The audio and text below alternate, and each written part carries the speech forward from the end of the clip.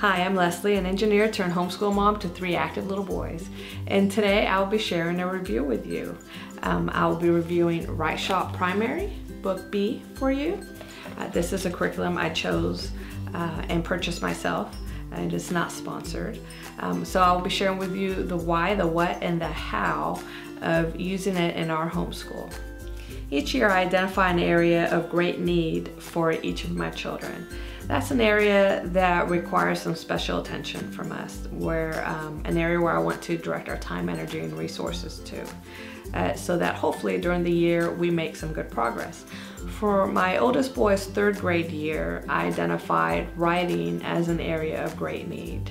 Now Michael, he's a very bright boy. He's capable of learning to write and to write well, but he's simply not that interested in the written word, in either reading it or writing it. I need to get him past this hurdle of not being interested in writing.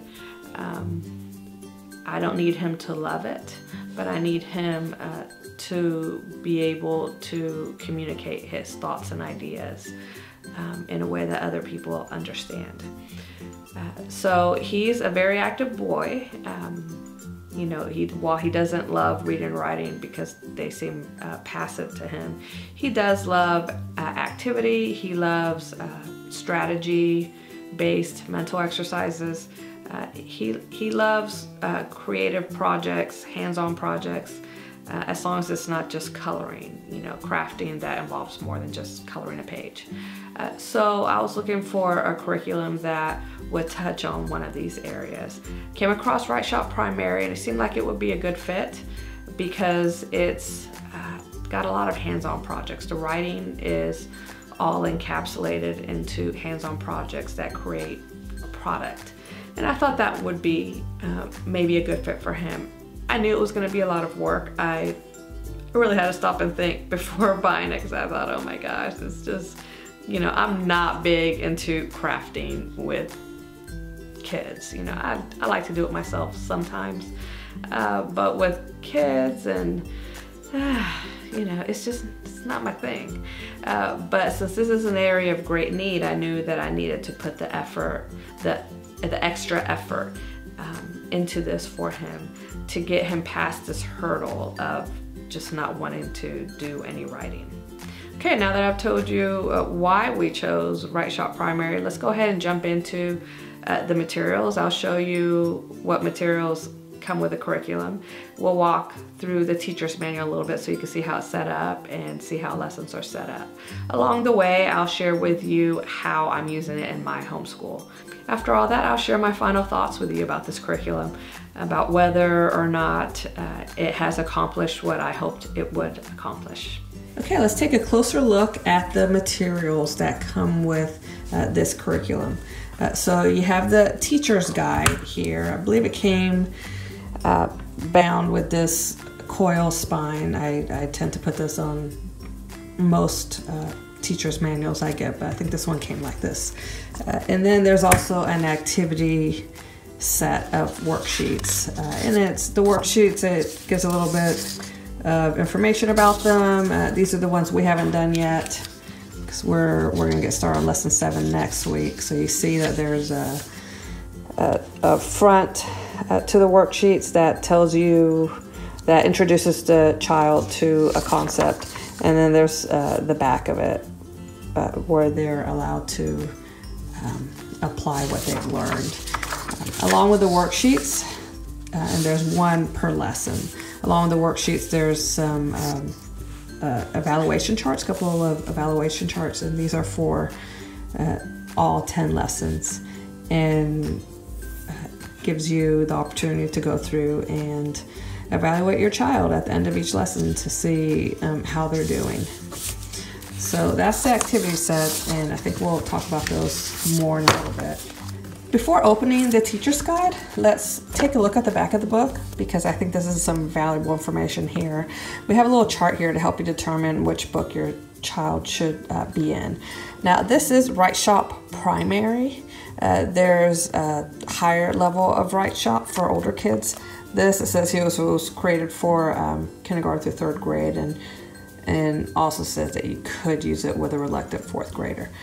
So for me, I looked at that and said, okay, my child is going to third grade and he has no prior writing experience. He does not enjoy writing, and it's not something that he has ever really done on his own. So it said put him in book B or C, and I believe it's just A, B, or C. So I decided to go ahead and put him in book B just to be safe and to let this be as gentle of an introduction to writing as possible. Now, all right, let's look inside. Let's go to the table of contents. So we have here a lot of this whole page here, and the table of contents is all about getting to know the curriculum, what supplies you may need, a writing center, information about how the lessons are set up and how you would teach them. So that's a lot of information. Let's go to the next page. And then over here is where you finally get into each lesson. And one thing I didn't like about this curriculum was the way the book was set up when you're trying to get to know the curriculum. So for example, you have here this materials and supplies section, but then in the appendix, there's another materials and supplies section. And when you look at the first one, it's really not useful at all.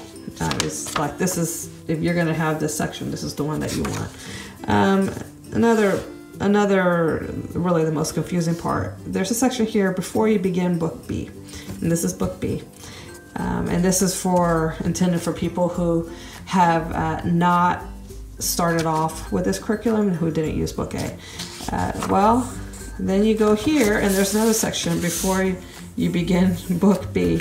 I just found that all to be very confusing. I found myself jumping around a lot and trying to understand how all of this worked out. So I did not enjoy the format of this book. I felt like it could be reformatted and done a little bit better. Right here you have planning your schedule, and this is an important part of this curriculum to read, because they give you a 3-week lesson plan, options for a 3-week plan. Here's a 3-week plan, a 2-week plan, and the 1-week plan. And this is where you start to see how they set up these lessons, because I showed you this activity set here of the worksheets where you have one activity set worksheet for each lesson, for each type of writing. So the first thing you do on any of these is you do that worksheet. And then you have guided writing practice. We'll talk about that a little bit more in a little bit. And you have that on several days. There's pre-writing activities, and then there's activities that go with the writing project, the brainstorming, the actual writing of the writing project, editing and revising, publishing it. And then there's want to do more sections and evaluating students' work. That's not for the students to do, that's for you to do on your own. So those are the activities that are done in any of these schedules. We use the 2-week schedule. I feel like it works out pretty well, and I actually don't go exactly with it. I did put into my lesson planner each of these, so like activity set 1, 2, 3, what I was going to do in each of them, just to remind me, like do guided writing and brainstorming, do guided writing and the writing project.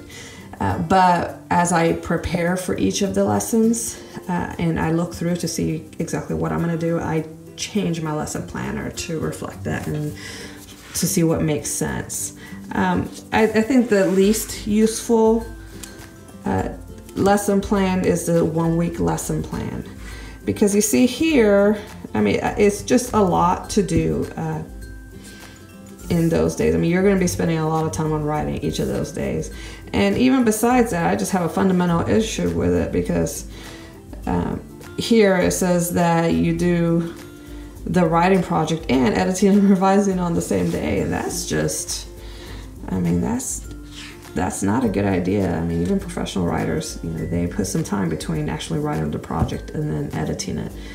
So besides that being a lot to do in one day for a kid, even a kid who really loves writing, it's just not a good idea to put those two together. So I find that to be the least useful one. And listen, there's only 10 lessons in this, so why not stretch it out over the whole year, which you can easily do. What I do is we do pretty much a 2-week lesson plan, and then I have a week in between where we're not doing any writing, because we're not doing this curriculum. He's doing writing like in a shared journal and other ways, but just a week off from this in between each lesson. So we do year-round schooling and a 5-week on, 1 week off schedule. So we'll do 2 weeks of writing, a week off from it and doing our other homeschool stuff. Then we'll do the next lesson, and then we have our week off, our week break before we go into the next 5-week session. So that's how I've started doing it. It gives me a break from all the prepping and all for each lesson, and it stretches it out pretty well for the school year.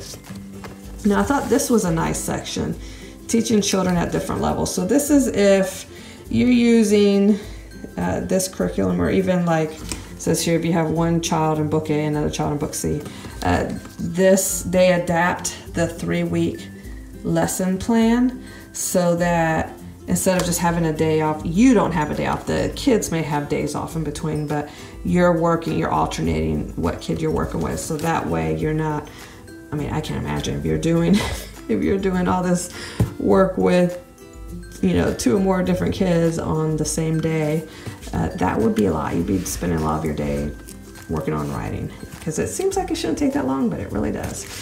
Okay, so then we have a materials and supplies section.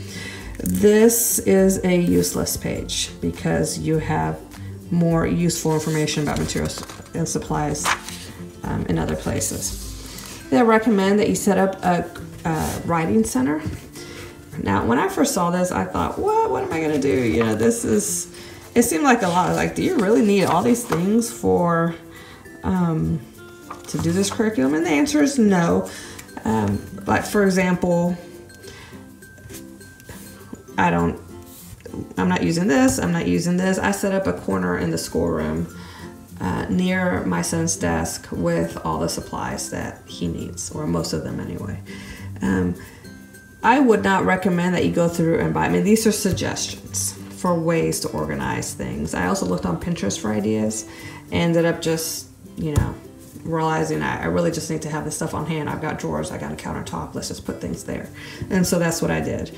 Now, as far as equipping your writing center, I would not go out and buy all these things. For example, this chart paper or newsprint pad, for me, I felt that was unnecessary because, you know, it's just me and him. I just sit down with him with a piece of paper and we write on that. I don't need some big chart thing. And also we have a whiteboard. So if we really need to, we can just use that whiteboard. If we want to stand together and write on something, we don't need all that. We don't, somewhere in here it talked about maybe having a pocket chart. Yeah, right here, we're not using a pocket chart. If I want to be able to move things around easily like that, we have a whiteboard that we use. So I wouldn't run out and get all these things. I mean, there are some things that you're gonna need. You know, obviously you need markers and pencils, and you know, you need some craft supplies for writing and coloring. You need paper to write on, construction paper, writing paper, grade level lined. Correction tape was really useful. Also some manila folders for some things that they have you make, these portable word banks. And then this is your publishing tool. So yeah, you're probably gonna need glue sticks, tape, scissors, stapler, hole punch, construction paper, that kind of thing. So if you think, what I ended up doing was thinking is like, okay, if if I think I'm gonna need this, I would use this anyway, I'm gonna go ahead and buy it. Otherwise, let me look at each project and see what I really need. And that has served me well. So I knew I was gonna, I mean, we already had crayons and markers and pens and that kind of thing. We didn't have correction tape, so I went and bought that because I knew we would use it even if we didn't use it for this project, but we had. Construction paper, we always need construction paper. My kids go through that a lot. So while there's 3 pages here talking about creating this writing center, you know, just kind of glance through it and get some craft supplies and some writing supplies and then figure things out as you do the lessons. Now this was also a helpful section here, teaching the lessons. They go into many pages about how to teach the lessons, and there's some redundant information. But this part here I thought was really helpful, and they explain that there's a focus for each lesson. Like for example, lesson 4 is about writing with words that rhyme. And then there's a theme for each lesson. So for example, lesson 2 is about planets and space. So here in this section here, choosing an alternate theme, they explain that, you know, as homeschoolers, we may want to integrate writing into other subjects. So you can adapt each lesson. You can maybe change the theme of the lesson. So instead of writing about an ocean themed story problem, you can write a desert themed story problem if you're studying deserts. So I thought this was really helpful to look at, and it starts giving you an idea of how you can adapt things. Here's another section on materials. You know, now here they tell you that you may need some picture books. They have pre-writing exercises in each lesson, and by lesson I mean the 2-week lesson with all the different activities.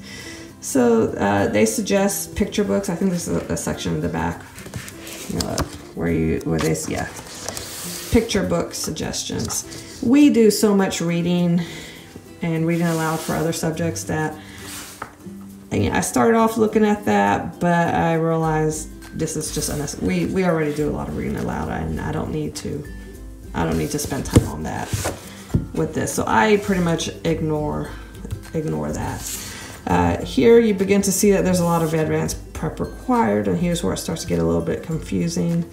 I mean, they tell you may need to do advanced prep and to plan ahead, and then they tell you before you begin book B, you know, which is this book, then you need to do some other things that were introduced in book A. So there's another section here about that. And as some advanced prep is going to be required from you here for, you know, they suggest having pointers so that when the child's reading what they wrote out loud, they have a fun pointer to point to the words, or as you're doing the guided writing and they read the guided writing back to you, they have a fun pointer. You know, you need to make a story ideas file box. What I did for that instead was I got from Amazon a little binder with index cards in it already. I just ordered that, it was ready to go. And we cut pictures out from newspaper, like ad sheets and stuff for that. So instead of having separate cards and a separate book, that's what we did here. They suggest having this, or they kind of demand having this garden of rhyming words. And what this is, and you can see there's some advanced prep requires. What this is basically are word families. And so here's what they suggest, this picture. See where you cut out all the things you need to make these flowers, and on each petal is a different word in that word family. I thought that was kind of a girly thing to do, and you know, I got 3 boys, and I thought that could get really boring. So instead, what I did, let me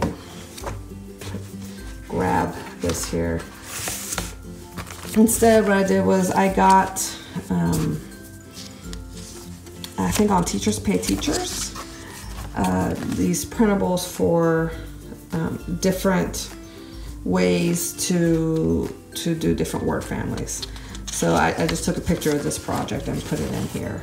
And this is our garden of rhyming words. It's not a garden, it's just a word family book. And so for, you know, for the AB, you make a crab with different words in the word family on the little legs. Here's pads, so it's like an iPad. So the printables are included in here. You know, I thought this was really cute. A bag, and so they have these little slips of paper that they make other words that end in ag and slip it in here. A good thing about doing this instead, well, it was more fun for my kids, but also I did that I included my kindergartner in that. So it was kind of a 2-for-1 there. Before we started any of the writing lessons here, we spent some time on this word family book because they tell you you're going to need it in, I don't know, lesson 4 or 5, I think. And you know, truth be told, we didn't really use it. So, you know, my recommendation is if you have a child and, you know, maybe a 3rd or 4th grader like I have, and they know what it is, they know about rhyming, they know about word families, I would just skip this whole thing. It was a lot of work. You know, it was useful, I think, and we ended up making it fun, but it was a lot of work and what I found to be unnecessary work. All right, so there's that whole section on things you have to do to get ready for before you even start teaching and getting into the lessons of this book. We go into some information about the hands-on projects or justification for doing it, that it's not busy work, that it's really helpful for kids and makes writing more fun for them. And then an overview, here's where you see how each lesson is set up, where you have these 8 activity sets. So the first, and I felt the terminology was confusing, but basically it's these 8 different activities that you do for the lesson. So on one day you do the worksheet, another day you do guided writing, pre-writing activities, another day you do guided writing and brainstorming. So you can see kind of how they have it set up here. Okay, now let's get into the guided writing. This I'd never heard of before doing this curriculum, and it was really helpful. And basically it's having it's removing the stress of writing from your child by having them dictate to you through a dialogue what they want you to write for that particular type of composition. Activity set 1, the first lesson gives you a little more information about, or a lot more information about, guided writing and how it works out. So this lesson was about writing a letter and the different parts of the letter. So they have here, you see an example dialogue of what you might say to get the conversation started about, you know, tell me something exciting that happened to write in this letter. And then, you know, the child makes a response, and then it walks you through how to get them to dictate to you complete sentences that are on point, on subject. So I found these to be really helpful because they're very gentle. It even says you continue gently guiding and prompting your child. I found this to be really helpful, and my son actually really liked these. We collected all the guided writing pages, and we have them in his writing binder.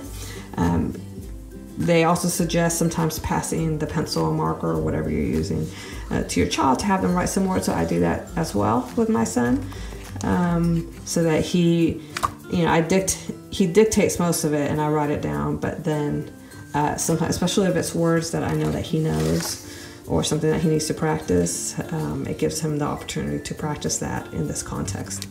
So let's see, where were we? So it talks about guided writing and justifies to you why you should do guided writing, and it stresses that you shouldn't be spending so much time on writing on this curriculum each day, but you know, you end up doing it. So it's going to take as much time as it takes. It really, I feel like it just depends on your kid. But they stress, like, for the guided writing, you know, only let it be about 10 minutes. You know, don't make it a long drawn out affair or they're going to hate it. You know, the goal here is for them to enjoy writing. Even reminds it to have a positive attitude, and you know, I'm not going to lie to you, sometimes I need that reminder. So then we get into what to do each day. So the first day there's the worksheet, and there's pre-writing activities. So you can read in here, brainstorming for the writing project. These are helpful pages. Just to kind of acclimate you to the curriculum and how they want you to do it, and really helpful for someone like me who's never taught writing before, and how to explain things to your kids, and how to go about doing it. Writing is not something that I struggled with, and so I really need help guiding my child, not only to learn it, but to enjoy it. Also, and here's, I think, a really kind of unique part of this curriculum. They have in each lesson what they call smaller steps and flying higher. So the smaller steps are for really reluctant writers, and how you might make things a little bit easier for them and still have them learn something and keep moving along. And flying higher are for those kids who love writing, who need more of a challenge. So ideas to make things more challenging for them. So I thought that was nice to be able to customize it in that way. Look at this. This kind of cracks me up. There's even a section on positive and encouraging comments. You're off to a great start. And you know what? It's like they knew me, because I'm not a natural encourager. I do need to be reminded to be encouraging and things to say. So, I kind of laugh, but I need it. And how to publish the project. And publishing is basically your final product, the final product, and it's usually something kind of crafty. So, and then at the end, there's always a want to do more section. I hardly ever do this. I mean, what I really do is I look at each lesson. I look through all the pages for the lesson, activity sets 1 through 8, including the want to do more.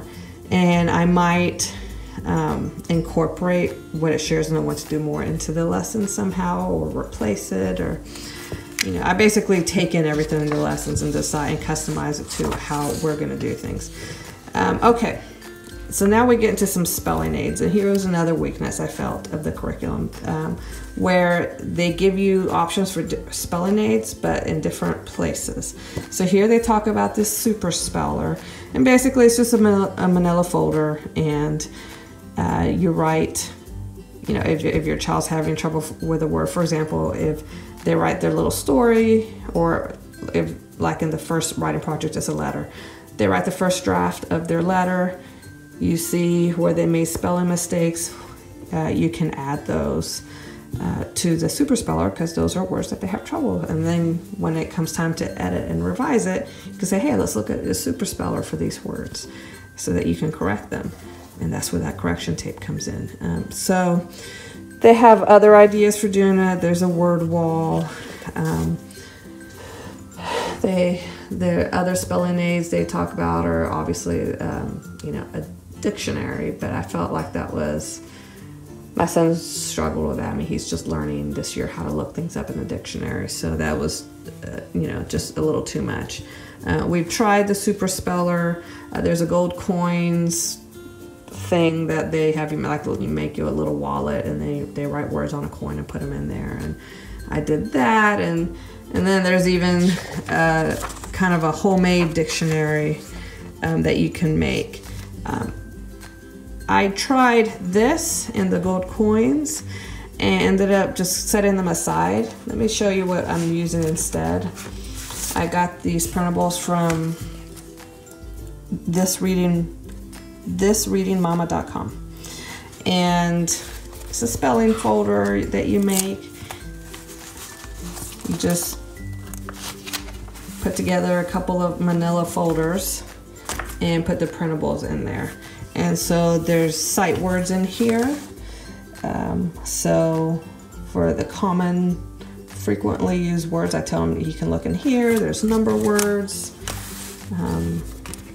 days of the week. So see, this is really helpful for him. I tell him to go look in your spelling folder and see if it's a word I think is going to be on his sight words, or like a number word or something. I say, okay, go pull out your spelling folder and use that. And then otherwise, I just help him correct the word. When it comes time to editing and revising, I'll underline the words that are wrong, and we go through and correct them and talk about the corrected spelling.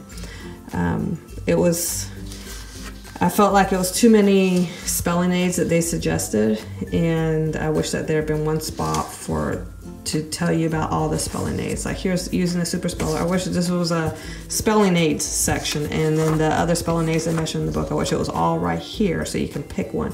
Because I probably, instead of using this, would have used one that's mentioned later on in the book, where you kind of make your own dictionary out of you just have a binder with paper and separate it out into alphabetize it, and then have them write words in there. That way, instead of looking up in a regular dictionary, even a children's dictionary, which can be overwhelming, they can just look it up in their little homemade dictionary. But regardless, this is advanced prep you'll have to do. We've talked about this before you begin book B, little projects you'll have to do here. And then finally, we get into the meat of the curriculum, which are the lessons. So here's lesson 1, writing the letter. And with each of these, you have your objectives, your advanced prep, things that when this is work for you to do ahead of time, and materials you need. Now at the back of the book, the appendix, there's also where it tells you some general materials you might need. And then also for each lesson, like lesson 1, these are things you'll need. So that's helpful to know too.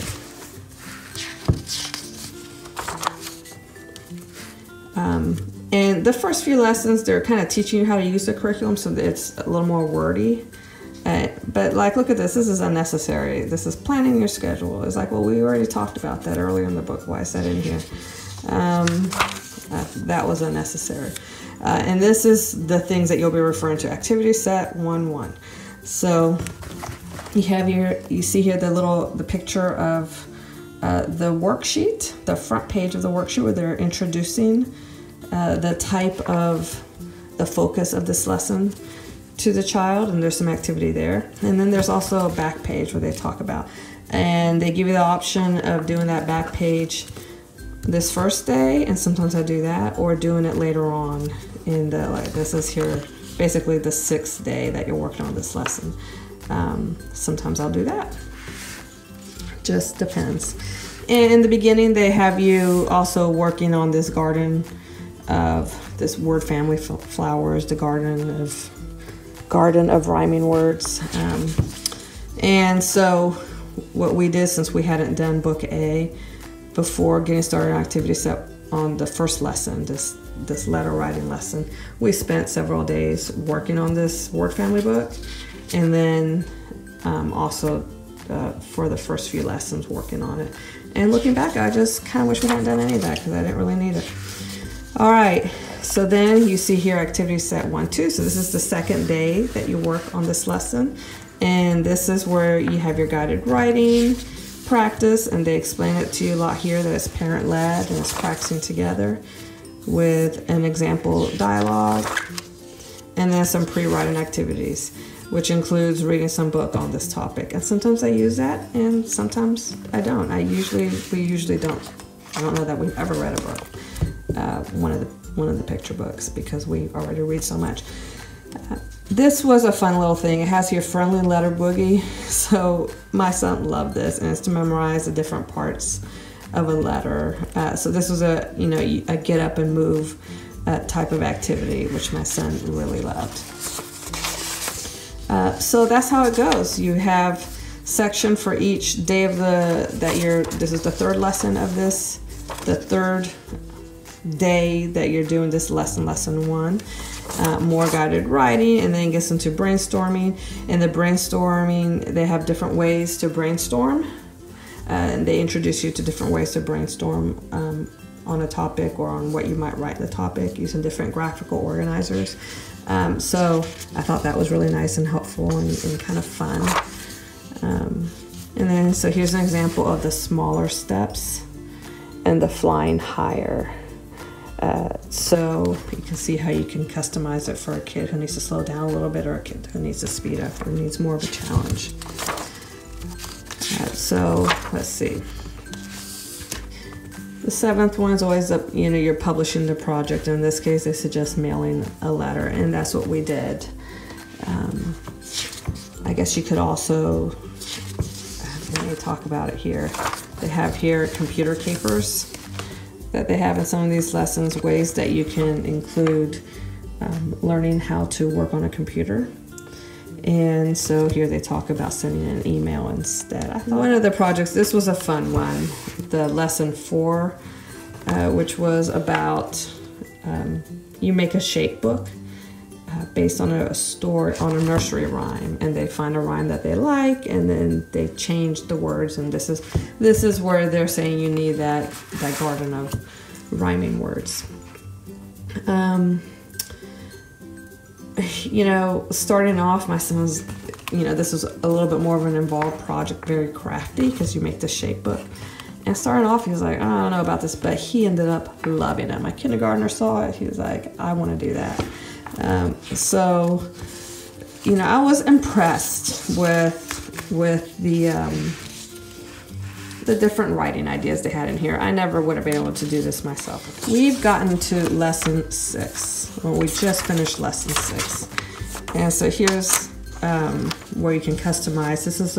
This lesson was about basically writing an article. And the final project for this, their suggestion was writing about a neighborhood or community event, and maybe making this a newsletter. I decided instead, you know, we're new to our community, to this area, and you know, we're still getting plugged into the community. So instead, I decided to do a family newsletter. And so for guided writing, you know, we did little stories about events that happened in our family life recently, and then his writing project was a story about something happening in our family. And then we put all those together. Each day I had him the next day type up the story, so that served as his typing that day, into a newsletter that I created in some publishing software. He even took pictures. You know, we had a little story in there about our new puppy, and so he even went and took pictures, and we added them to the newsletter, and we mailed them out. And let me tell you, he was so proud of that. One more thing, let me talk to you a little bit about these evaluations. So they have you, for after each lesson, evaluate different things. Different areas of your child. And at first I thought, ugh, you know, I'm working with my kid all the time, I don't need to do this. But I found it was really helpful, so that, let's see if I can find an example. For example, here are the mechanics. Uses punctuation at the end of a sentence. You know, this seems kind of an obvious thing, but just reading it and having to write down where he is on that, it made me pay attention to that in all the writing that he does, and to reinforce that. You know, if it was something new that he's learning, like title supports the main idea. You know, I might be tempted to make up the title for myself, or just kind of do a throwaway title or whatever, you know, because I'm thinking, let's get to the writing project.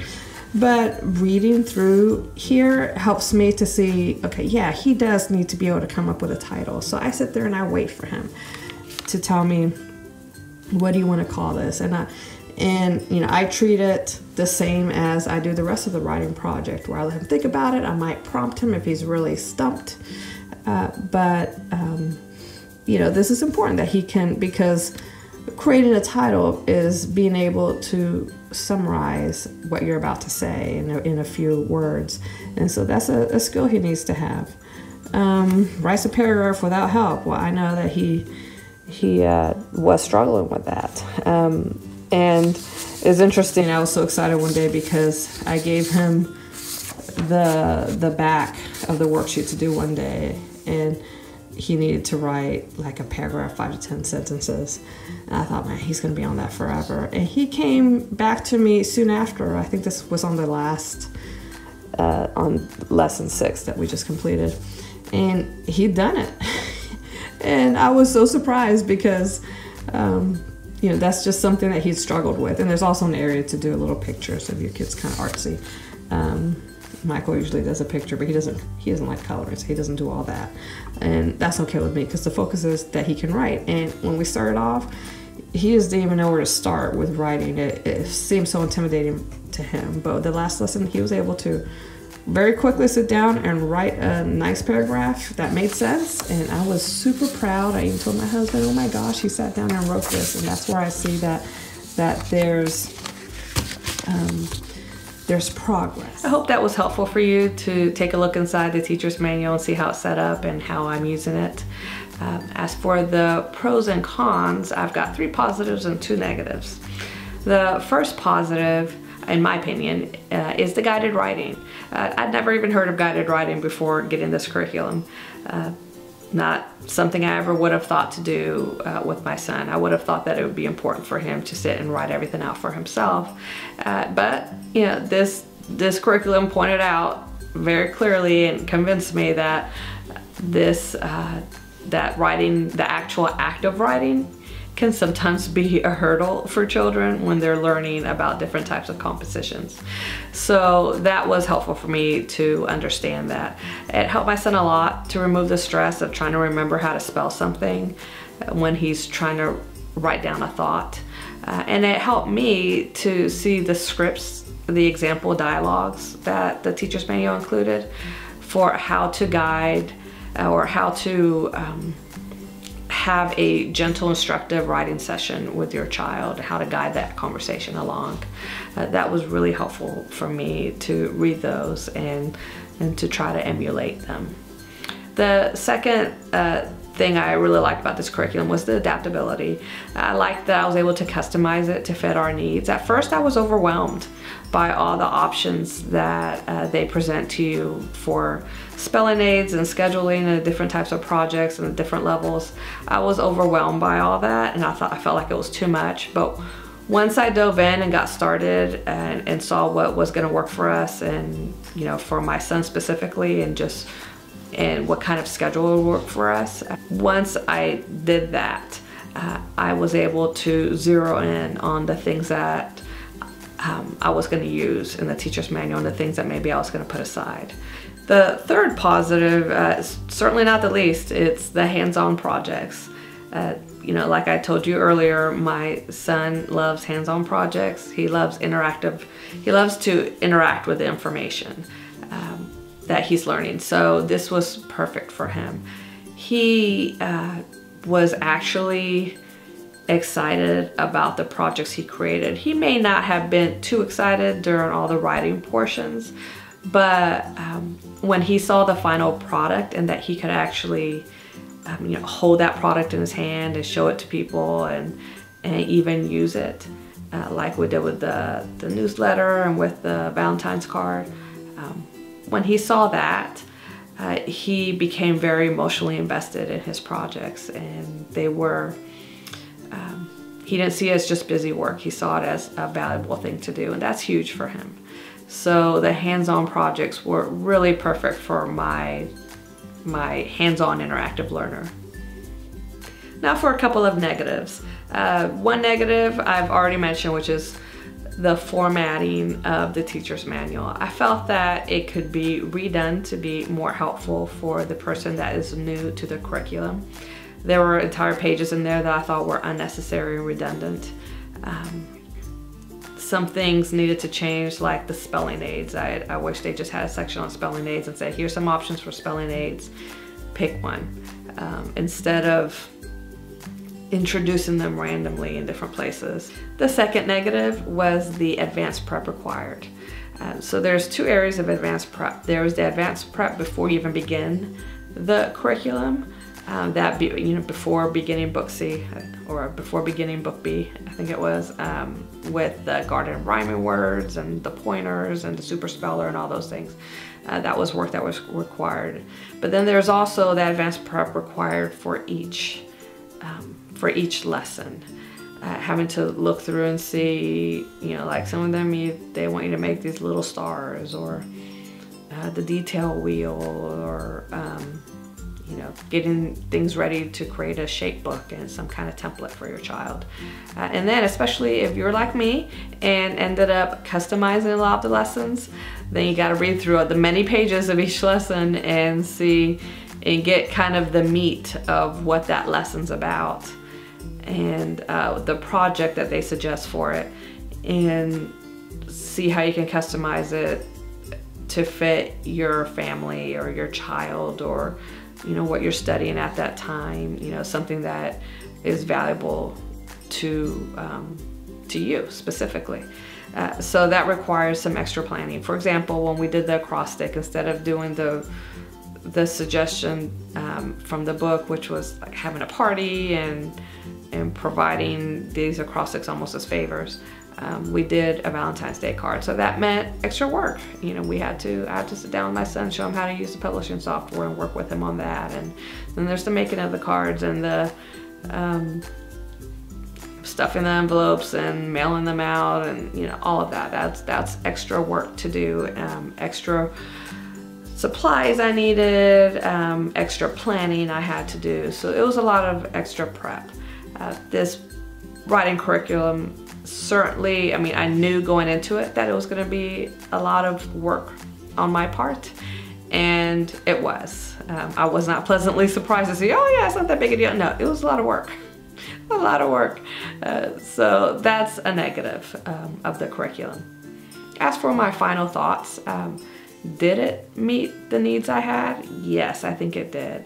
Like I said, my son was excited about the products that he created, you know, the card and the newsletter and the shape book. You know, he loves all that stuff. So he was excited to see that it wasn't just busy work, that he made something, and that was huge. That was huge for us. But I don't think it would be a fit for every family. You know, I have this philosophy about how much time I spend on different curriculum, where I want to spend the majority of our homeschool time, energy, resources on areas of great need and areas of great love. This was an area of great need for us. You know, my son didn't like writing. I want to get him past that hurdle and see that writing could be a good thing, and to learn how to do it along the way. So that's why I was willing to put all that time into this curriculum. If you have a child who has a great love for writing and wants to spend a lot of time on writing and on different writing projects, and to have their you know, more inspiration as far as writing goes, this would be a really great curriculum for a child like that. Because there is a lot of inspiration available. It's so flexible with so many different ideas that a child who loves writing and wants to stretch themselves in writing, I think this could be a really good thing for them. But if you don't fit either of those categories, let's say, for example, you know, the child you're considering using this curriculum with, maybe they have a great need in mathematics, and you really need to spend some extra time and energy on math. And they have a great love for music. You know, this might not be the curriculum for you. You know, spend your time on math and music, on the thing that you need to learn well, and the thing that, you know, your child really loves. And check the box with other things. Use that writing curriculum that you've been using that works okay. That works okay for you.